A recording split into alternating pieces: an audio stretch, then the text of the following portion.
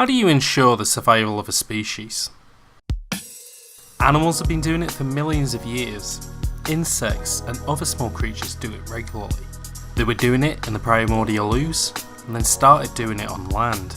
Eventually even started doing it in early communities and cultures. Your parents did it, and their parents did it. And your ancestors most certainly did it. You've probably even done it yourself. They do it on television, they do it in film, they even do it on the radio. The answer, as you might have already expected, is adaptation. Adaptation isn't just important to ensuring our legacy, but also the legacy of our storytelling. Adaptation between cultures, between ages, and even between mediums has ensured that good ideas have never gone to waste. And changing medium in particular meant that storytelling could survive beyond the need of storytellers. They became recorded in stone, scripture, tapestry and books, and from then on eventually further adapted to phonic mediums like spoken word and radio, and visual mediums like illustration, stage plays, film and television. So, what does it take to ensure a good adaptation, especially when it comes to adapting a visual medium to a mechanical one? In other words, what makes a good video game adaptation? Video game adaptations open up opportunities to allow the audience to participate in worlds they were only presented a keyhole to previously. It isn't just a matter of recreating set pieces and putting the pacing in control of a player's mastery of the title, although many games do follow this trend, but instead allow players to become an avatar in a fully realised simulation based on the aesthetics and internal logic of the adapted material. Star Wars games have usually given players a chance to soak in a universe, play with abilities, and fight with weapons against characters they only catch glimpses of in films. A number of good Harry Potter games also did this, letting players enroll into Hogwarts School during the years the books took place in, placed in the role of the boy who lived. Alien Isolation sidesteps the countless reimaginings of aliens as squad-based shooters by adapting the haunting, foreboding horror of the original Alien and taking cues from modern horror games. Finally, Spider-Man has been one of the most popular adapted characters in games, due to the achievement of recreating the appeal of web swinging through New York City. However, this has always come at the cost of other elements of the character's appeal. His wall crawling, spider sense and acrobatic combat always coming off half-baked, and his duality as Peter Parker usually never got much time devoted to it in-game, despite being one of the most appealing aspects of the character in comics and films. Of all examples of great video game adaptations, the most standout candidate is perhaps Batman: Arkham Asylum, a title that leveraged decades of comic books, television, film and even previous games, and created an immersive experience that could only be achieved through the medium of interactive storytelling and systemic design, and create a title that's not just a great Batman game, but a great game period. I'm James D, and I'm going to explain why Batman: Arkham Asylum works.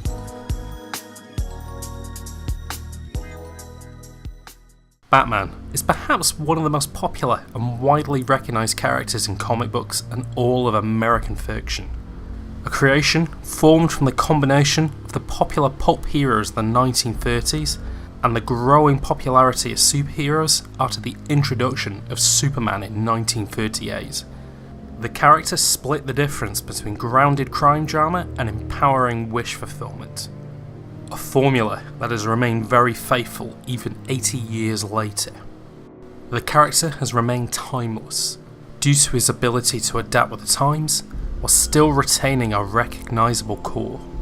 A man at the peak of human ability, intelligence and wealth, yet deeply troubled and emotionally stunted by the death of his parents, with a sense of righteousness that forces him to work outside of the law to achieve his own results. Aside of his gadgets, martial arts and his powers of deduction, his greatest ability is emblematic. He's a symbol of hope for the weak, oppressed and distressed, and a symbol of fear to the underbelly of crime rampant in his city. It's this basic template that allows him to reflect the times which he has been a part of, not to mention reflect the personalities and politics of the writers and artists involved in his creation. He has been everything from camp and light-hearted, dark and supernatural, grounded and gritty. He's been analysed, deconstructed, and rebuilt time and time again. Countless adaptations to film and television have also reflected the style of a particular creative team. However, when it has come to Batman's video game adaptations, the sense of authorship has always been diminished, and instead has always been the dressing hung on traditional genre titles.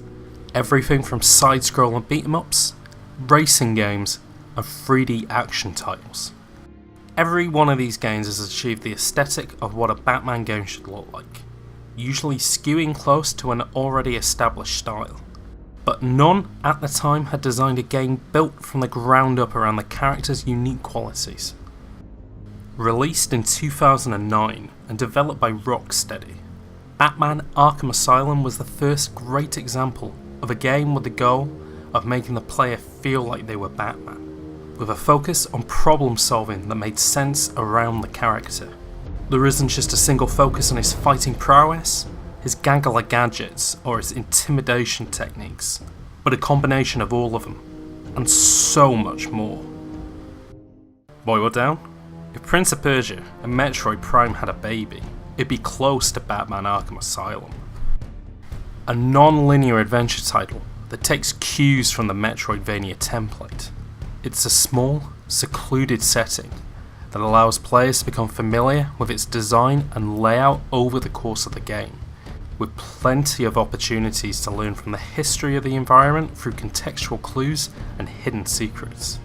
Ultimately, players are made to feel empowered as they open new pathways through unlocked gadgets and progression in the story, as well as in their mastery of traversing the environment. Perhaps one of the reasons why Arkham Asylum resonates with so many people is due to its influences. If you hadn't noticed, Arkham Asylum is Die Hard with Batman. A single location, under siege with no interference from the outside world. The stakes are high, people are in danger, and at the beginning of the game, you're compromised, with only your core abilities and wits to rely on. The situation naturally escalates as the game goes on. That's not to mention the fact that vents are, for the most part, your main mode of travelling into rooms undetected, usually to get a drop on unsuspecting enemies. The narrative remains simple and easy to follow, but the game excels not in its storytelling, but in the breadth of expression it allows players. Batman's core selection of interactions with the world are inspired by every aspect of the character's history. The free-flow combat emulates his ability to take on multiple combatants at once, without missing a beat, with a focus on stylish connections and retaining combos. The Predator sections, inspired by Nolan's take on The Dark Knight, takes the setup of a stealth game, but turns the tables, by making it the enemies who are at risk of getting caught by the player. Detective Vision, a data-driven look at the world pioneered in this title, gives a way to convey Batman's feat for surveying his surroundings and planning ahead, in a manner players can understand. And of course, gadgets, a core part of the character's appeal, and one that is used in the game to give players more expression, but also expand the map open, making them more utility-driven than weapon-based. All of these abilities are designed around simple button presses and ease of control, ensuring that all players can feel as confident using them as the Dark Knight, and not putting too much focus on one of these abilities in-game. All these abilities are put to use throughout the game, and are mixed and matched in and out of different set pieces. It creates a natural flow, where you'll go from the high of a combat encounter or a boss fight, followed by a more methodical and relaxed platforming or puzzle section. Even Batman's extensive rogues gallery are built in mind around unique mechanical interactions, fitting of their different strengths as characters. The Riddler's scavenger hunt, Bane's tremendous strength, and the Joker's unpredictability and charismatic influence over the inmates of the asylum. It's a shame not every villain gets this level of treatment, and the only letdown is the overuse of Bane-style enemies later in the game.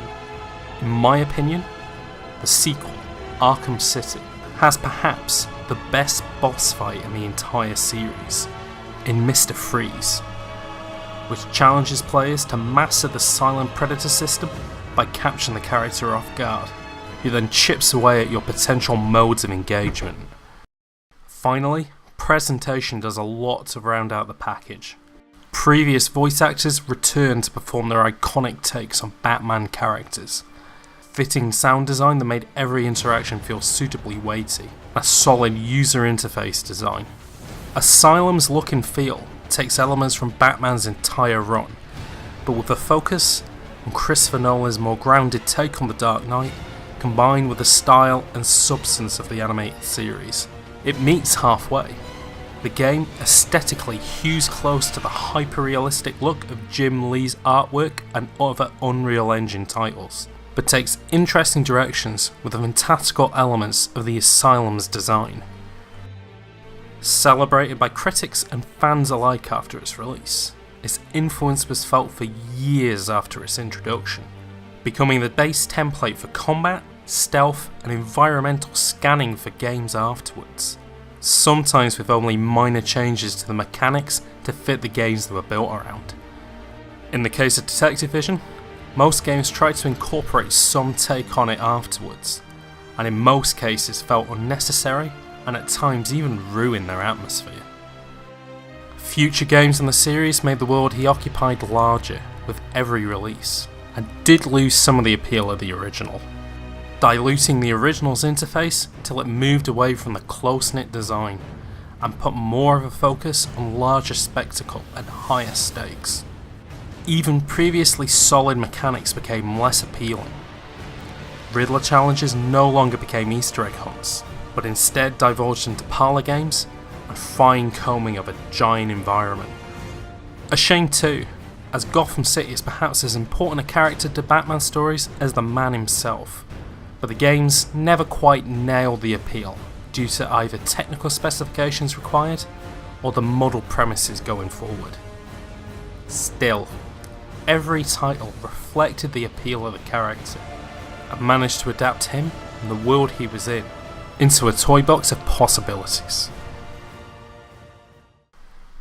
Developers could do a lot to figure out how to translate a property into games, not just by recreating settings and characters and taking storylines from their source material, but instead find ways to contextualize as interface and design the core tenets of a franchise.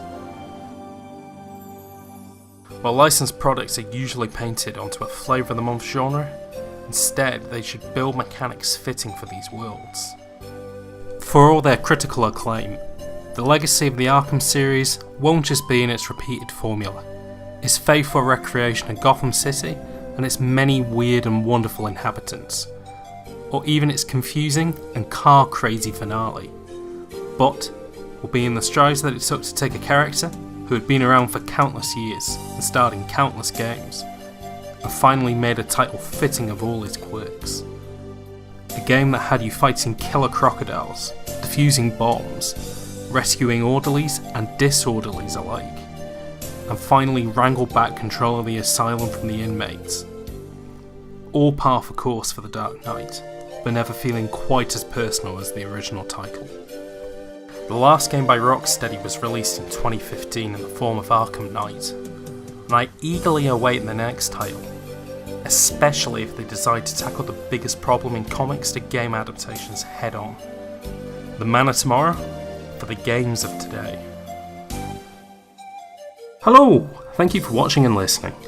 If you want to support the channel or receive notifications of new videos, remember to press the subscribe button. If you want updates on future videos or want to know a bit more about me, follow me on Twitter. And if you'd like to leave any feedback, please leave a comment below. I try and respond to anything you post. And that's all for now. Talk to you soon.